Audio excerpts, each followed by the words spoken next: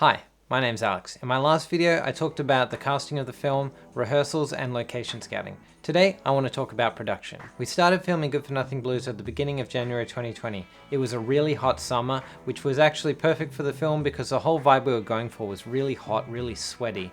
And so we really tried to take advantage of that. We've got all the really dry grass and you can really feel the heat in a lot of the scenes.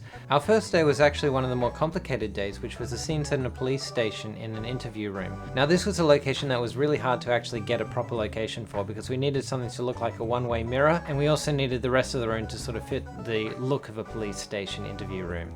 In the end, we ended up filming in an old office building that was being converted into a doggy daycare. The location wasn't perfect, so we had to make a few art department adjustments. One thing we did is we got all these board panels and spray painted them grey, and we stuck them all together around the window so it made a sort of a fake wall. And when we filmed the other side, we took all those panels and swapped them around to the other side of the window. The other thing you won't notice in this scene is that we actually used the same wall for both sides of the table. The other side of the room was actually a lot further away and it was a clear window, so we couldn't use that. So instead we just used a bit of camera trickery. Because we'd already gotten to know each other well in rehearsals and I was mostly working with people who I'd worked with before, we all got along on set very well and it was very easy to get into the flow of things. A lot of the days we were working in a very guerrilla fashion, no permits, so we had to choose our locations carefully and then work with what was around us as it occurred. On some of our early days, this was particularly an issue because we were in areas that just had so many noises going on around, and it wasn't necessarily stuff that I had been able to predict with my location scouting. It was just things that occurred on the day, like machinery that was in use nearby. My mates call me Rizzo though. Look. On our second day of shooting, we had this scene in an alleyway, and it was just every second take there was something that screwed up the take in terms of sound. So I was actually surprised to see that we managed to get enough takes to cut into the scene and get the effect that I wanted. I was really worried we were going to have to do a reshoot for that one. There were a couple of days where we did have to do reshoots, and often that was the days that had long single takes or had something particularly tricky that we were trying to achieve. The scene with Steve and Gary walking together and talking about cards was very difficult, and we had problems on both days. The first day we were filming that, we were working out the kinks of the performances and how we were going to film it, when a bunch of people walked out onto the street and just started chatting, like a group of 3 or 4 people, and they just would not stop for like an hour, and we were unable to shoot anything. They could see us filming right next to them, like meters away, and at one point someone went over and asked politely if they would be able to keep the noise down for the filming. Obviously we couldn't ask too insistently because we weren't there with permits, but yeah, they just didn't at all, and they just got louder and louder as it went on until it became impossible for us to keep shooting. The second time we did it, we were in a different location. We thought this was a better location, and we were working everything out for the scene.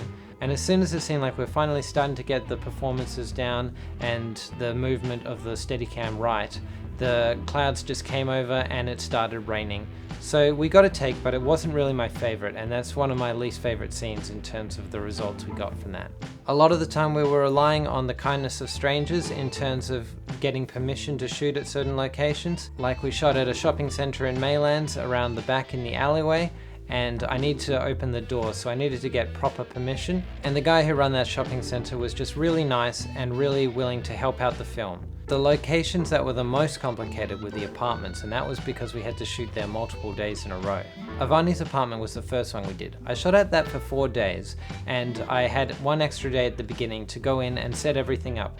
Me and Bryce went in, and we'd spent the last week while we were organizing the shoot just trying to find anything and everything that fit our look for Avani that we were trying to achieve. Avani was a character who has special significance to Calvin, and so wanted to have a unique color palette because she's sort of from a different world to him. So we filled out the apartment with all this red, yellow, and orange, and I think we spent about $500 or $600 on the props for Avani's apartment as well as her clothing, and we did a pretty good job with that, but you'd be surprised like how little that goes and how thin that gets stretched when you've got an entire apartment to fill. The bedroom, I'm still not happy with that. I wish we'd been able to fill it out more, but that was the limitations of our budget, and that's something you got to deal with on a low budget like this. We tried to be pretty resourceful though. There's 2 tapestries in the apartment, and when we're in the bedroom, one of them is stretched out on the wall and the other is hung up in a square. And then when we're in the other room, we've got the same 2 tapestries, but the other way around, where one's made into this little rectangle and the other is stretched out across the wall. The last scene in Ivani's apartment was something I definitely underscheduled. We were trying to get everything done in the apartment that we had to shoot that day, which was a whole extra scene, before midday, and also pack away everything that we'd set up in the apartment into vehicles. We were on like the 3rd floor, so that meant getting everything down the stairs and all packed away, and then shoot a scene in the afternoon. That was something I should not have done. That was too much to do, and that was me trying to pack the film into fewer days. We ended up having to reshoot the scene that we shot after that anyway. We had a dolly with tires which were running along the road, and the AC had to pull it, and we also had to have a prop fall into frame at one point. And all these factors together made it very complicated because we also had to get it before the sun got too low and was just shining into the camera. And so we failed to do that on the first day because it was just too many moving pieces, too complicated, and way too little time. Now the stuff in the boys' apartment, that was the craziest week for me. That was basically 8 full days of non-stop work, in which basically I worked and then I slept and then I woke up and I was immediately working again. Before we shot the stuff in the boys' apartment, our producer Elle sadly had to leave the project. She'd been promoted at work and she had to be doing a lot of stuff over in the eastern states. We're in WA, Western Australia, and so that meant that I was kind of stuck on my own for this. I did manage to get an AD to help with organizing the call sheets and all that, but for large part I had to organize a lot of the stuff for the boys' apartment completely on my own, and we were running out of time. So not only did I have to spend the first of the 8 days packing everything into the apartment, Bryce helped me of course, this included setting up an entire bed, but also during that time I had to be organizing crew, organizing cast, organizing extras, organizing people to fill in for the people who'd called off sick or who said they would no longer be able to make it. So I think I calculated it, and in those 8 days I worked something like 100 hours. It was like 90-hour week and then an extra day on top of that. So the whole day I'd be directing and operating the camera as I normally do on these sort of things. Then at the end of the shooting day, after 10 hours, everyone goes home, cast and crew. Crew have packed up the gear, and then I spend the rest of the night cleaning up the set and moving everything so that it's ready for how the set is supposed to be the next day. Every room in the apartment was used at one point or another during the film. So one day we'd be filming a scene in one bedroom, and then the other day we'd be filming a scene in the next bedroom. So between those 2 days, I'd be moving every piece of gear out of the bedroom we weren't filming in that day into the bedroom we weren't filming in the next day. And while all this is happening, my phone is going to be blowing up and I'm getting things saying, oh sorry, I can't come tomorrow. And I'm having to talk to like 10 different people organizing a new crew member for the next day, or a new extra, or a bunch of new extras, or even replacing a minor cast member last second. It did my head in. It was so hectic all the time, and I'm pretty sure I had a constant headache during this entire thing. There were certain considerations we were careful about. For example, when we were working with firearms, we never use them in any location where there'd be a risk of someone seeing us using the firearms and calling the police. That can be an issue on film sets. I've heard tales of, even though there's an obvious camera there, so it's obviously fake, people still calling the police as if someone's holding up someone who's filming them. I don't know what people's mental process is. It doesn't make sense to me, but that is a thing that happens. And luckily I was able to organize the script in a way where that wasn't an issue for us. There was only one scene where there's something that happened that looks like real violence, and for that scene we sent out letter drops to everybody in the apartment complex so that they would be aware that that scene was going to take place, and they would know not to call the police and know that it was not real.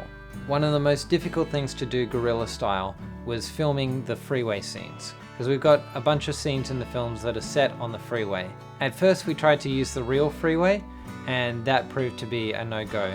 Not only was it impossible to get decent sound, just completely impossible, you couldn't hear a single thing over the roaring of the traffic.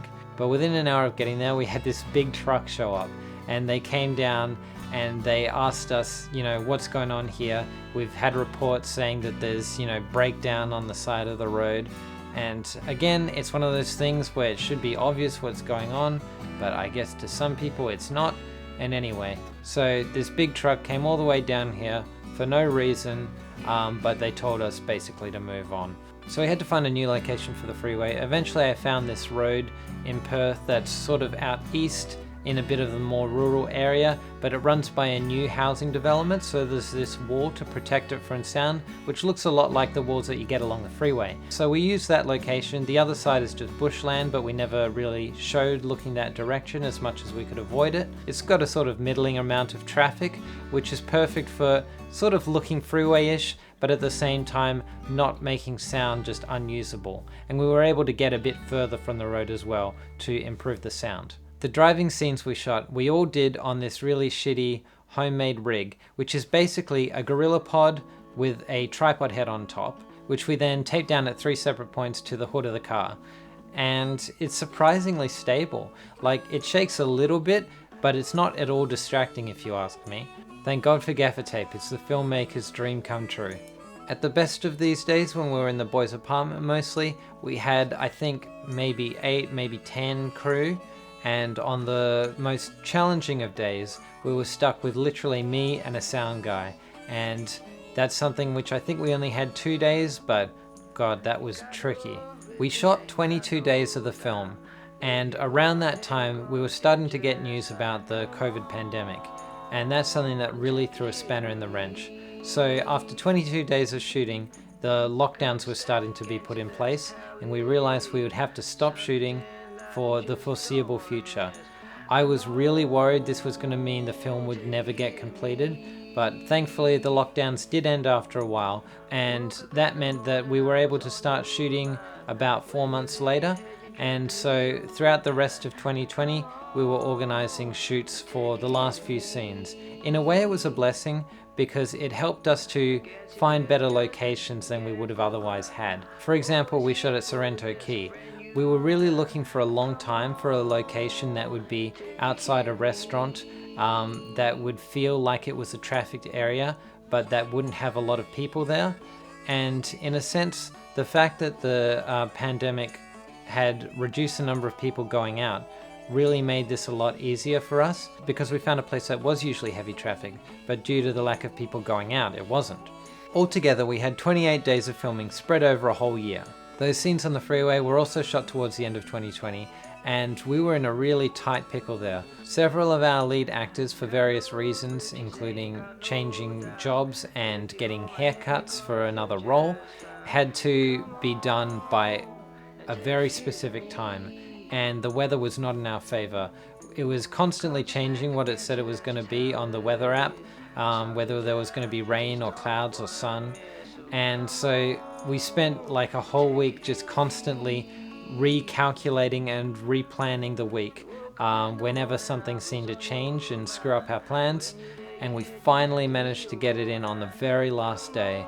And it was perfect, bright, sunny day. We couldn't shoot during the winter because it's a summer filming. We needed the sun to be high in the sky, and we needed the grass to be dry and brown looking. And so we really got in by the skin of our teeth on this one. But we made it, and it was such a thrilling and exhausting process, but we did it. And I'm so proud of the cast and crew and all the efforts they put in, because they just did such an amazing job. Alright, that pretty much covers it as far as production goes. Next video I'll talk about post-production and our release, and that'll pretty much cover it. Thanks very much for watching. This is Alex. I'll see you later.